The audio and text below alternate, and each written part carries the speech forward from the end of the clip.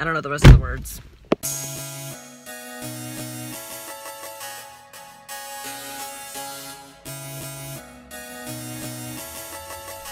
I am here at Fresh Time to get my green juice, to get my good jug, and I'm going to go get that, drink that, and tell you what I'm about to talk about, which I think is pretty obvious in the title, so bear with me. I'll be right back.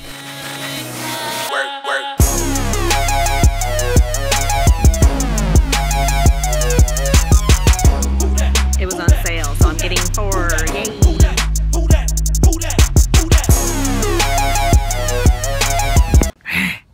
I'm back. Today's hyper focus is, you guessed it, none other than the great diva, MC, Mariah Carey, Mimi, the elusive Chateau, whatever you want to call her. This week, I've been super obsessed and super hyper focused on her newest single that just came out, which I didn't even realize that she was releasing a new song until the day it came out. Way to be lambasted with great news. Like, I was like, oh my God, get the out. Because that's the name of her new song, and it's amazing. You should check it out. She has been my idol, and she was on American Idol.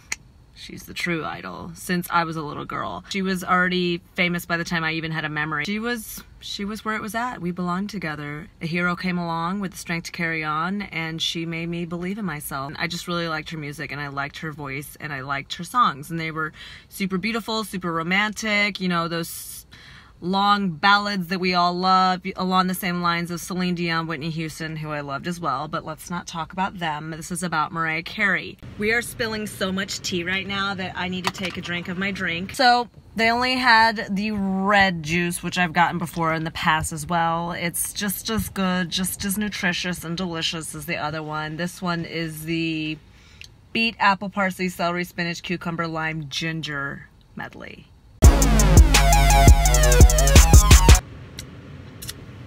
It's pretty good, pretty earthy, pretty herbaceous, and it tastes like the ground from whence it came from. Very appropriate for a drink that's of such healthy caliber. To continue my hyper-focus-a-thon, to continue what I was talking on, let me just say this. When it first came out, I was super excited. When I first heard it, I was like, oh my God, it just sounds like every other Mariah Carey song. And then I was like, psh, what am I complaining about? It sounds like everything that I've always ever loved. It doesn't sound like her trying to come up with some new twist on the songs that are coming out these days, which, let's face it, new music doesn't really tickle my fancy anymore. But I listened to it the first time, thought it was like, oh, it was okay. Listened to it a second time, I was like, oh, I think I like it. And then I think I like this. And then the third time was that charm, and pretty much I was hooked, and I listened to it on the clock every hour, every minute of every second of every day. And I just can't get enough. And then I didn't realize, and I was actually pretty proud, my niece realized it's the same beat that she borrowed some beats off of Porter Robinson. I forget the name of the song, but her GTFO is the same beat from a Porter Robinson song, something the world. I like that song too. So I was like, oh, that's so cool and artistic, because he's one of my favorite artists that I didn't realize that Mariah Carey would ever even like borrow something of, or try to like steal a beat from somebody that's that different than her. You know, like I was like really proud of her. But let me just say this. Here I am. I'm gonna vouch for Mariah Carey. I'm not vouching for her, but I definitely feel like that one kid that like defended Britney Spears, and it was like, leave Mariah Carey alone. I know that Mariah Carey's had her special moments, and I definitely have had some times where I've been like, oh my God, Mariah Carey, what has happened? What has happened to any of us? Who do we think we are, talking about anybody like we know them? You never know what somebody's going through. With Mariah Carey coming out as bipolar, it makes me look back on even when I've judged her and been like, man, then I know people that are bipolar, and that's a mental disorder that's no joke. And to be diagnosed with ADHD answers so many of my questions towards myself. It made me kind of sad that she held it in for that long. Same with Kate Spade committing suicide after having depression, and same with Anthony Bourdain. And Kanye West coming out with bipolar. It's like, these artists, but seriously, these artists are battling mental disorders that we don't even know, at the same time creating like genius moments, and kind of their own mental psyche is on display for everybody to judge. So I just love the new song. I love what it says. I think it's just her anthem to maybe guys that have not worked out, to haters that have just been ridiculous. Just, she's way too successful to give a rat's bottom what anybody has to say. And I love listening to it because it's just like, get the F out of my life, okay? But seriously, it's just a fun little ditty, and it makes me look forward to whatever the album has to bring. I think that there is ageism in the industry. I've heard that before. She's older at this point. I mean, she's pushing 80.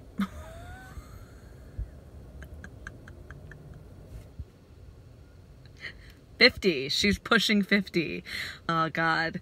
She's pushing 80, you guys. Leave Mariah Carey alone. She is pushing 50 alongside her counterparts, Gwen Stefani, who I love, J-Lo, who I love. I mean, these are people that have been around for a while, and they're still doing it. They're still bringing the heat, bringing the reels. I can't believe I said, actually I can believe because my brain doesn't ever work properly. But Mariah Carey has been around for a very long time, and she's actually one of the most successful artists of all time, and she doesn't get credit where credit is due. She's written a lot of her songs. She wrote she's wrote a lot of the singles that have been #1. She's had some of the longest #1 songs on the Billboard charts in history, including We Belong Together and One Sweet Day. She also came back from her glitter flop, which we don't even need to talk about glitter, although every time I've shown people Mariah Carey music, because I used to do that a lot. Sorry if I tortured you. Glitter was always everybody's favorite, but she wrote All I Want for Christmas Is You, and it's like the most successful Christmas song of our modern decade. Like, nothing is famous. What other song other than Wham, which is a great one? It's a good one. Which is the title of that? I don't even know that's the Christmas song. I'm blabbing. Anyways. Point of the story is I'm just wanting to out myself. I just want to come out of the Mariah Carey closet and just say I'm a fan of Mariah Carey's, and I can't deny it. I know that she's crazy, and I know she's had such embarrassing flops, but way to just keep going. Like, just through it all, through thick and thin, through the muck. Like, she's just fallen apart on stage. Her audio hasn't worked. She's made an absolute fool of herself. I feel like we could all take one from Mariah Carey's playbook and just fail forward. Learn from our mistakes and to not let the haters affect us. Some of my favorite songs of Mariah Carey's albums aren't even like her hits. Like, she's had 18 #1 hits, more than any other single female artist of all time, second to the Beatles and second to Elvis. No, she beat Elvis. She beat Elvis. Man, it's getting hot in here. I cannot believe that spring is here, though. Spring has arrived, and it's going to be getting chilly. It's going to be getting chilly up in this joint. But to finish off everything I have to say, Mariah Carey has brought such amazing music to the point where even Drake featured her on his newest album. So let's just say that, like, she's earned her keep in the great entertainment industry of music. Whenever her album drops in October or November, check it out.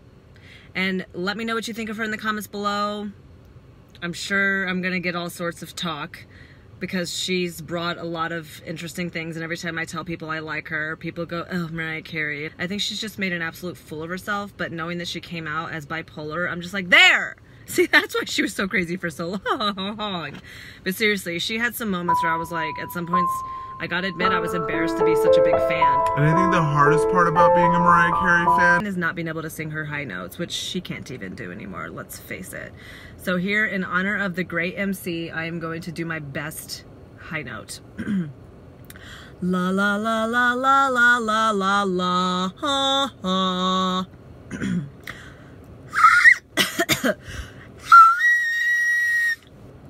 I sound like an elk. Holy moly, I sound like an elk trying to like call for a mate.